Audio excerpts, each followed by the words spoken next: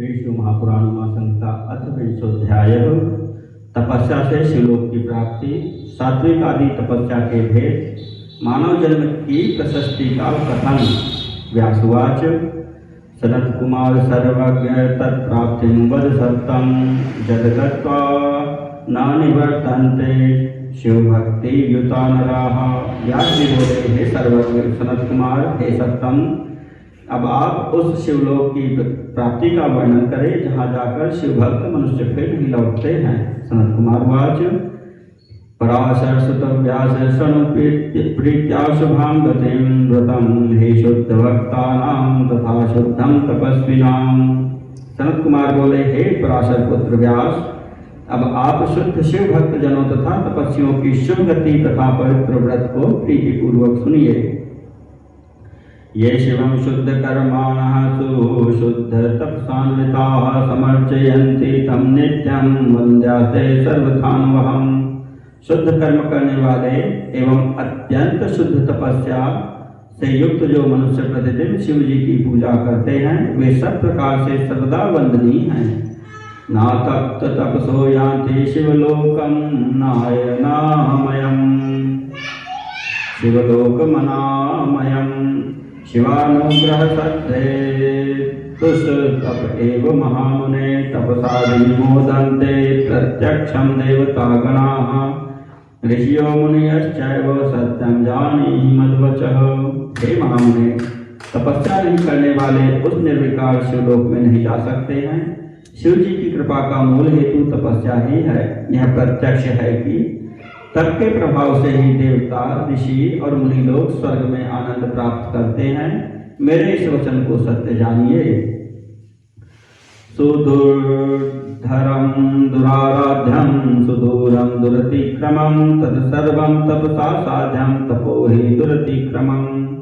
सुस्थितस्य तपसि ब्रह्मा नित्यं विष्णुर्हरस्तथा देवादेवोऽखिला प्राप्तास्तपसा दुर्लभं फलम्। जो अत्यंत कठिन, दुराराध्य, अत्यंत दूर एवं पार न पाने योग्य है, वह सब तपस्या से सिद्ध हो जाता है। निश्चय ही तपस्या का अतिक्रमण नहीं किया जा सकता। ब्रह्मा, विष्णु तथा हर नित्य तप में स्थित रहते हैं। संपूर्ण देवताओं तथा देवियों ने भी तपस्या से ही दुर्लभ फल प्राप्त किया है। येन हि भावेन स्थित्वा यत् क्रियते तपः ततः सम्प्राप्यते सौतैरिह लोके न संशयः। सात्विकं राजसं चैव तामसं त्रिविधं स्मृतं विज्ञेयं हि तपो व्यास सर्वसाधन साधनम्। जिस भाव में स्थित होकर लोग जो तपस्या करते हैं, वे उस तप से उसी प्रकार का फल इस लोक में प्राप्त करते हैं, इसमें संदेह नहीं है।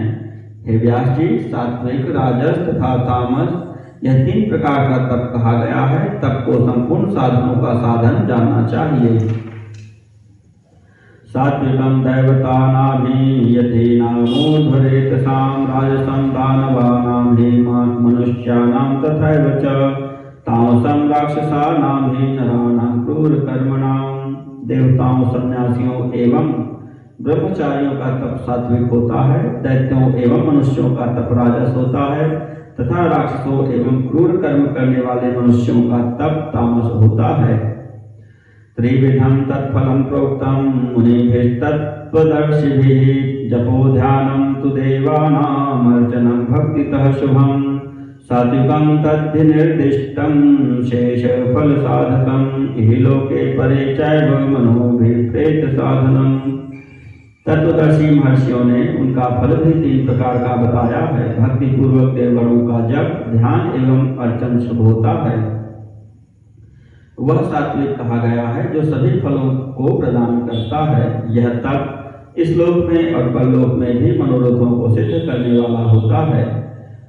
कामना फलमुद्दिश्य राजसं तप उच्यते निर्देहं सुसंपीड्य देहशोषक दुःसहैः तपस्तामसमुद्दिष्टं मनोभिप्रेत साधनम्। किसी प्रकार की कामना की सिद्धि को उद्देश्य करके जो तप किया जाता है, वह राजस तप कहा जाता है। देह को सुखाने वाले और दुस्सह तपों से शरीर को पीड़ित कर जो तप किया जाता है वह तामस तप कहा जाता है, वह भी मनोरथ सिद्ध करने वाला है।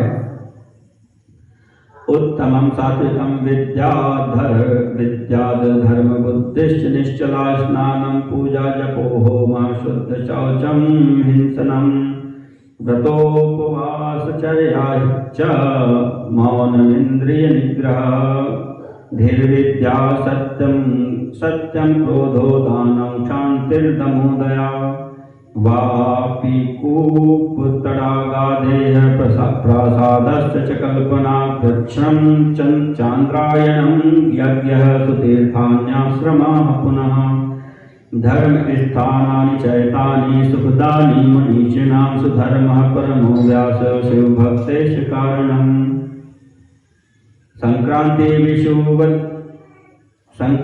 विषुवद्योगे नादमुक्ते नियुज्यतां ध्यानंत्रिकालिकं ज्योतिरुन्मनी भावधारणा रेचकः पूरकः कुंभः प्राणायामस्त्रिधा स्मृतः नाड़ी संचार विज्ञानम प्रत्याहार निरोधनम। सात्विक तप को सर्वोत्तम जानना चाहिए।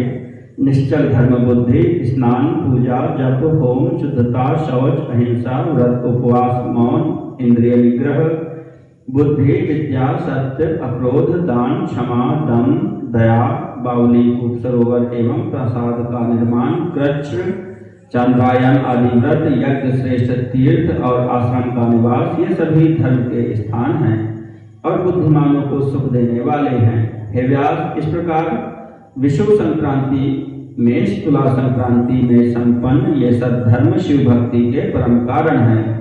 किसी शब्द रहित स्थान में उन्मनी भाव से ज्योति का तीनों कालों में ध्यान करना ही धारणा है। रेचक, पूरक और कुंभक, यह तीन प्रकार का प्राणायाम कहा गया है। प्रत्याहार द्वारा इंद्रियों का निरोध एवं नाड़ी संचार का ध्यान होता है।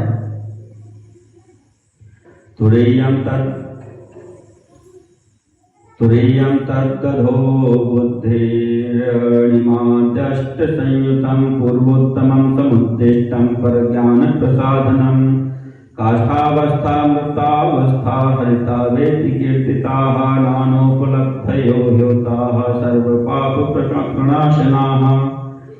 यह तुरीयावस्था होती है। अणिमादि अष्ट सिद्धियों को प्राप्त करना अधोबुद्धि है। इसमें पूर्व उत्तम भेद कहे गए हैं जो ज्ञान विशेष के साधन हैं। काष्ठावस्था, मृतावस्था और हरितावस्था, ये तीन अवस्थाएं कही गई हैं। ये अवस्थाएं अनेक उपलब्धियों वाली तथा सभी पापों को विनष्ट करने वाली हैं। नारी शय्या तथा पानम वस्त्र धूप विलेपनम तांबूल भक्षणम पंचराजैश्वर्य विभूतयः हेम भारस्तथा ताम्रं ग्रहाश्च रत्नधेनवः पांडित्यं वेदशास्त्राणं गीतनृत्यविभूषणं शंखवीणां मृदांगाश्च गजेन्द्र छत्र चामरे भोगरूपाणि चैतानि एभिः शक्तोऽनुरज्यते। नारी शय्या, पान, वस्त्र, धूप, सुगंधित चंदन आदि का लेप, तांबूल भक्षण, 5 राजेश्वर विभूतियां, सुवर्ण की अधिकता, तांबा, घर, रत्न, धेनु, वेद शास्त्रों का पांडित्य, गीत, नृत्य, आभूषण, शंख, वीणा, मृदंग, गजेंद्र, छत्र एवं चामर, ये सभी भोग स्वरूप हैं। इनमें विषयों में आसक्त प्राणी ही अनुरक्त होता है। आदर्शवन्मुने स्नेह तिलवत्स निपीड्यते अरंगच्छेद चाप्रेणं कुरुते ज्ञान मोहितः। हे मुने, ये सभी पदार्थ दर्पण में पड़े प्रतिबिंब के समान अवास्तविक तथा आभास मात्र है, तथापि इनमें यथार्थ बुद्धि करके संसारी पुरुष तेल के लिए तिल के समान बारंबार इस संसार चक्र में फेरा जाता है और माया उसे अज्ञान से मोहित कर लेती है। जानन्नपीह संसारे भ्रमते घटयंत्रवत् सर्वयोनिषु दुःखार्तः स्थावरेषु चरेषु च एवं योनिषु सर्वासु प्रतिक्रम्य भ्रमेण तु कालान् तर्वशाद्याति मानुष्यमति दुर्लभम् व्यतिक्रमेणापि मानुष्यं प्राप्यते पुण्यगौरवात् विचित्रागतयः प्रोक्ताः कर्मणां गुरुलाभवात्। वह सब कुछ जानते हुए भी घड़ी के यंत्र के समान स्थावर जंगम आदि सभी योनियों में दुखी होकर घूमता रहता है। इस प्रकार समस्त योनियों में भ्रमण कर बहुत समय के बाद अत्यंत दुर्लभ मनुष्य जन्म प्राप्त करता है और कभी कभी पुण्य की महिमा से बीच में ही मानव शरीर प्राप्त कर लेता है, क्योंकि कर्मों के गौरव तथा लाभों के कारण उनकी गतियां बड़ी विचित्र कही गई हैं। मानुष्यं च समासाद्य स्वर्ग मोक्ष प्रसाधनं नाचरत्यात्मनः श्रेयः समृतः शोचते चिरम् देवासुराणां सर्वेषां मानुष्यं चाति दुर्लभं तत्र संप्राप्य यथा कुर्यान्न गच्छेन्नरकं यथा। जो मनुष्य स्वर्ग एवं मोक्ष के साधन भूत इस मनुष्य जन्म को पाकर अपना परम कल्याण नहीं करता है, वह मरने के बाद बहुत काल तक शोक करता रहता है। सभी देवताओं एवं असुरों के लिए भी यह मनुष्य जन्म अति दुर्लभ है, अतः उसे प्राप्त करके वैसा कर्म करना चाहिए जिससे नरक में न जाना पड़े। स्वर्गापवर्ग लाभाय यदि नास्ति समुद्यमः दुर्लभं प्राप्य मानुष्यं वृथा तज्जन्म कीर्तितम्। दुर्लभ मनुष्य योनि प्राप्त करके यदि स्वर्ग तथा मोक्ष के लिए प्रयत्न नहीं किया जाता है तो उस जन्म को व्यर्थ कहा गया है। सर्वस्य मूलं मानुष्यं चतुर्वर्गस्य कीर्तितं संप्राप्य धर्मतो व्यास तद्यत्नादनुपालयेत्। धर्म मूलं हि मानुष्यं लब्ध्वा सर्वार्थ साधकं यदि लाभाय यत्नः स्यान्मूलं रक्षेत स्वयं ततः।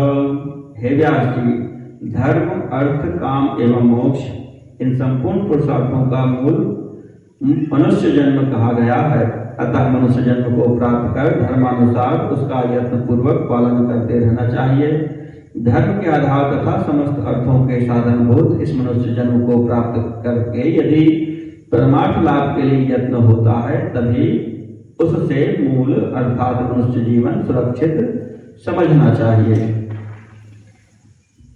मानुष्येऽपि च विप्रत्वं यः प्राप्य खलु दुर्लभं नाचरत्यात्मनः श्रेयः पुण्यस्तस्माद् चेतनः।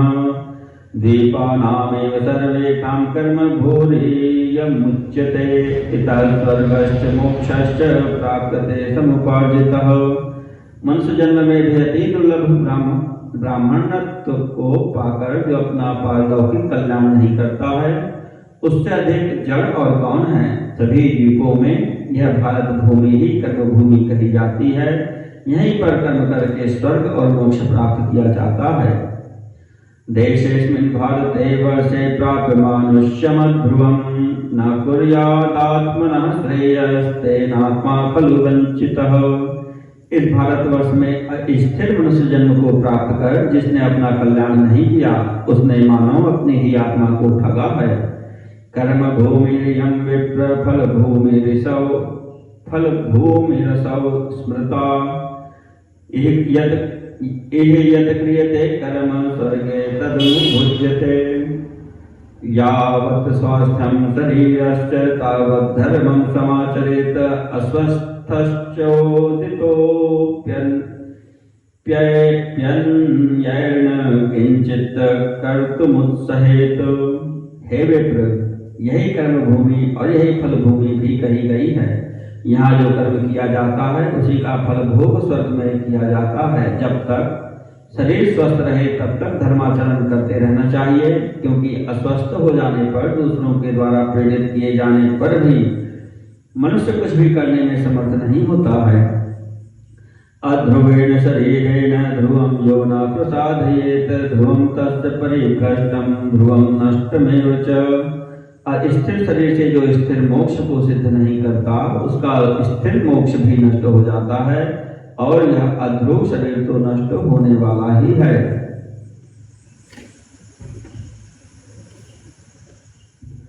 आयुष खंड खंडानि निपतन्ति तदग्रतः अहोरात्रोपदेशेन किमर्थं नावबुध्यते। यदा न ज्ञायते मृत्युः कदा कष्ट भविष्यति एकस्मिके हि मरणे धृतिं विन्दति कस्तथा। मनुष्य की आयु के एक एक क्षण रात दिन के रूप में उसके आगे ही नष्ट हो जाते हैं, फिर भी उसे बोध क्यों नहीं होता है? जब यह ज्ञात नहीं है कि किसकी मृत्यु कब होगी, तब सहसा मृत्यु होने पर कौन धैर्य धारण कर सकता है? परित्यज्य यदा सर्वमेकाकी यास्यति ध्रुवं न ददाति कदा कस्मात् पाथेयार्थमिदं धनम्। जब यह निश्चित है कि सब कुछ छोड़कर अकेले ही जाना है, तब मनुष्य जाने के समय मार्ग के खर्च के लिए इस धन का दान क्यों नहीं करता? गृहीत दान पाथेयः सुखं जाति यमालयम् अन्यथा क्लिश्यते जन्तु पाथेय रहते पथि ये काम काले पुण्यानि परिपूर्णानि सर्वतः गच्छतां स्वर्गदेशं हे तेषां लाभः पदे पदे। जिसने दान फल रूप पाथेय को प्राप्त कर लिया है वह सुखपूर्वक यमलोक को जाता है। यदि ऐसा न हुआ तो प्राणी पाथेय रहित मार्ग में दुख प्राप्त करता है। हे व्यास, सभी प्रकार से जिनके पुण्य परिपूर्ण हैं उनको स्वर्ग मार्ग में जाते समय पग पग पर लाभ होता है। इति ज्ञात्वा नरः पुण्यं कुर्यात् पापं विवर्जयेत् पुण्येन याति देवत्वं पुण्यो नरकं व्रजेत्। ऐसा जानकर मनुष्य को पुण्य करते रहना चाहिए और पाप को सर्वथा छोड़ देना चाहिए। पुण्य से वह देवत्व प्राप्त करता है और पुण्य रहित होने पर नरक हो जाता है। ये मनागपि देवेशं प्रपन्नाः शरणं शिवं तेऽपि घोरं न पश्यन्ति यमं न नरकं तथा किन्तु पापैर्महामोहैः किञ्चित् काले शिवाज्ञया वसन्ति तत्र मानुष्याः ततो यान्ति शिवास्पदम्। ये पुनः सर्वभावेन प्रतिपन्ना महेश्वरं न ते लिम्पन्ति पापेन पद्मपत्रमिवाम्भसा। जो लोग थोड़ा भी देवेश शिव की शरण में चले जाते हैं वे घोर यम को और नरक को नहीं देखते हैं, किंतु महान व्यामोह उत्पन्न करने वाले पापों के कारण शिव जी की आज्ञा से मनुष्य कुछ दिन के लिए वहां निवास करते हैं और उसके बाद शिवलोक में चले जाते हैं। जो लोग सर्वभाव से महेश्वर शिव के शरणागत हैं वे जल से कमल पत्र की भांति पाप से लिप्त नहीं होते हैं। उक्तम शिवेति यैर्नाम तथा हर हरेति च न तेषां नरकादभिर्यमाधि मुनिसत्तम। हे मुनिसत्तम, जिन्होंने शिव शिव या हर हर नाम का उच्चारण किया है उन्हें नरक और यमराज से भय नहीं होता। परलोकस्य पाथेयं मोक्षोपायं मनामयं पुण्यसंघैकनिलयं शिव इत्यक्षरद्वयम्। शिव ये दो अक्षर परलोक के लिए पाथेय, अनामय, मोक्ष साधन एवं पुण्य समूह का एकमात्र स्थान है। शिवनामैव संसारं हारोगैकशामकम् नान्यत संसार लोकस्य शामकं दृश्यते मया।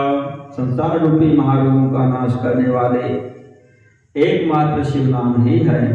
मुझे संसार रूपी रोग का नाश करने वाला अन्य कोई उपाय नहीं दिखाई देता है। ब्रह्म हत्या सहस्राणि पुरा कृत्वा तु पुलकसः शिवेति नाम विमलं श्रुत्वा मोक्षं गतः पुरा। तस्माद् विवर्धयेत भक्तिमीश्वरे सततं बुधः शिव भक्त्या महाप्राज्ञ भुक्तिं मुक्तिं च विन्दति। प्राचीन काल में पुलकस हजारों ब्रह्म हत्याएं करके भी विमल शिव नाम को सुनकर मुक्त हो गया। इसलिए बुद्धिमान को चाहिए कि सदा ईश्वर के प्रति अपनी भक्ति बढ़ाए। हे महाप्राज्ञ, शिव भक्ति से प्राणी भोग तथा मोक्ष प्राप्त कर लेता है। इति श्री शिव महापुराणे पंचम्यां उमा संहितायां मनो विशेष कथनम नाम विंशोऽध्यायः।